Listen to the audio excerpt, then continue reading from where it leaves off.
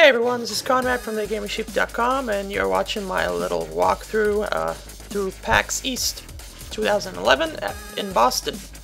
So this is the main hall. This is where all the big stuff happens, the big panels, keynotes, and concerts. It fits 3,500 people, so it gets pretty crowded.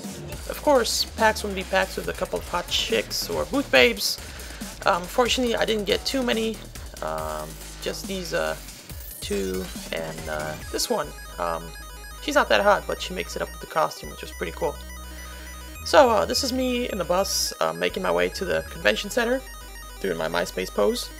Of course, I had to take a picture with Gus and Jeff from Rooster Teeth. They're awesome. And I caught also Major Nelson at Step 2's panel, so that was pretty cool.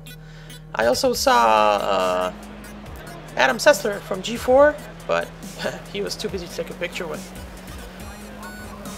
So, PAX this year was a lot bigger. Overall, the attendance was around 70,000, just a little shy of 70,000. It beat last year's record, which was 52. So I think this was the biggest PAX ever. Sweet. Oh, that's a pretty nice and huge Pikachu in there. So Fangamer had this pretty big wall that you could scribble anything on, and of course I had to put on my gamer tag there, and yeah, that was pretty cool. I had a couple of pictures with it, of it. But right beside that booth was the Mega 64 booth, and I tried to get some footage of those guys. If you haven't seen their new video, it's called Heavy Rain. Check it out. And Eric, the guy that's looking at me, is like, why the hell is that guy recording me? So this is what happens. I give no consent. Film this. I give no consent. Black out my eyes. You can't use this. I don't know how to do that. Permission? No, you gotta learn. Then you better put this on film and cut my eyes out. Okay. Because you're not allowed to use it. No problem. So which one of you guys made me hate Lenny Kravitz? I don't know. That's a good question. Because I listened to the podcast and somebody just went out that Lenny Kravitz sucked, and I'm like, oh my god, no. Oh, you know what? It was Garrett. Yeah? Yeah, because we were talking about how much he hates Lenny Kravitz yesterday. Oh my god. Hey Garrett. Yeah. How do you feel about Lenny Kravitz? Why do you hate it? Come on. Dude, Lenny Kravitz is horrible. Those songs get stuck in my head for like days on end, and nothing I can do will get rid of them. Well, that's good. If they get stuck in your head, then they work. It's not good. Lady Gaga gets stuck in my head too. That's not good either. Yeah, and it got a little awkward after that, so I have to go. But they're really cool guys. So now you're looking at a cool PC that was on the cover of CPU Mag, and here's some info about it.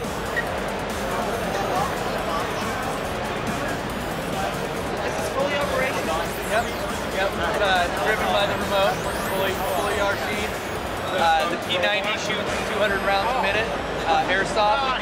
The camera's fully operational, and the robotic arm has about 50 gears and 6 different joints in it. So it goes forward, back, turns, all that. It's got i7 overclocked to 4 gigahertz in it with SSD drive and Crucial ballistic RAM. Asus had a pretty sick setup. They were cooling their overclocked computer, if you can call it, with liquid nitrogen. They had 3 graphics cards, 580s, overclocked to 1.6 gigahertz. They had 2 power supplies, 1200 watts each. They had a hexacore in there. Hexacore? I think so. But it was sick.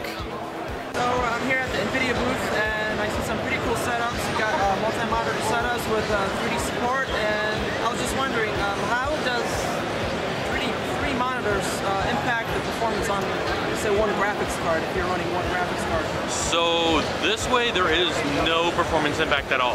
What we're doing is we're running each monitor off each video board individually. In this case, we rotated the monitors so you get a nice portrait view. There are other machines that are running surround, and there is no performance hit. Each video board is running its own monitor. What about with 3D? Can you do multi-monitor with 3D enabled? We are able to do, yeah, we can do it. we haven't done a three-way 3D in portrait, but if you look behind me, there's a three-way landscape. Okay. There's more three-way landscape, and all these guys are running in 3D. Now, some of these machines are three-way SLI, but we can also do 3 monitors off two-way SLI. So you recommend 2 graphics cards for a 3D machine, or? I recommend 3. Of course. Thank you. Of course. So NVIDIA had a lot of booth space. There was a lot of PCs and PC-related hardware at this year's PAX, which is pretty cool because I'm a pretty big PC guy. And they had Crysis running on a like 80-inch plasma in 3D, which is pretty damn cool. I played it for a little while. So Shift 2 was there. You could play it with the wheel. It was pretty cool. They also had a D-Box racing chair, which pivots and tilts, but nothing beats the chair you're going to see in a second. This this was ridiculous. It pivots in almost any way, left, right, up, down, sideways. It's a dream machine, if I could call it that.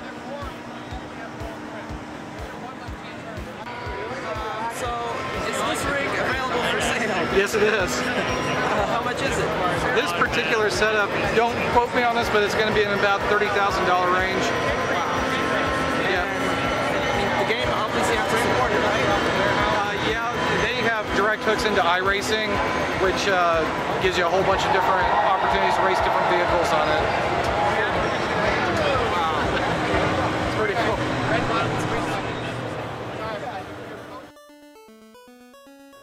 So Calibre had a couple of cool case mods out there. You can see in that video I have a short interview with the PR guy from that company. They should be on sale right about now in Best Buy and on Calibre11.com. They look pretty good and high quality, so definitely worth checking out. Eden is a Kinect game. Looks pretty cool. It's something like Rez, but you control it with your hands, of course, because it's Kinect. Definitely worth checking out. Also another game that I liked, Shoot Many Robots. The title is a little stupid in my opinion, but the game has 4-player co-op, which is pretty damn awesome. And I'm going to keep an eye on this game because it looks like it's very well worth playing. Of course, I saw Gears. I didn't get to play it. I didn't play almost any game because the lines were ridiculous this year, over an hour to play anything. And yeah, I just had to, you know, sacrifice that for sitting at panels, and I only had 2 days, so unfortunately I didn't get to play Gears or the new Star Wars game, but at least I got some footage out of it.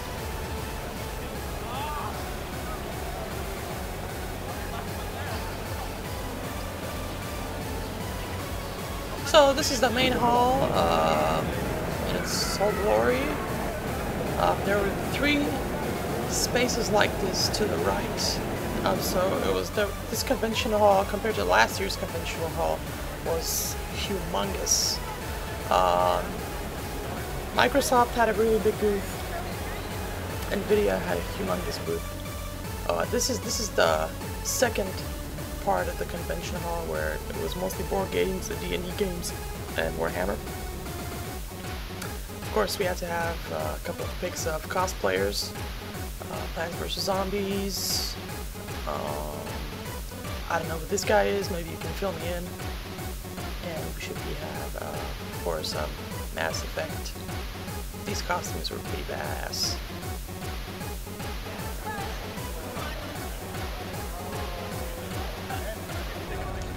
And last 3 cosplayers that I caught here, I don't know where they're from, but they look cool, so I figured I'd record them. Overall, PAX East this year was bigger, better, and more badass. Definitely worth checking out if you're on the East Coast. If you're on the West Coast, go to Seattle at PAX Prime. It's something you gotta really see and experience at least once. So thanks for watching my video, and this has been Conrad for Gamersheep.com. yeah, if any questions about PAX, what I saw, or anything, send me an email. Conrad@gamersheep.com.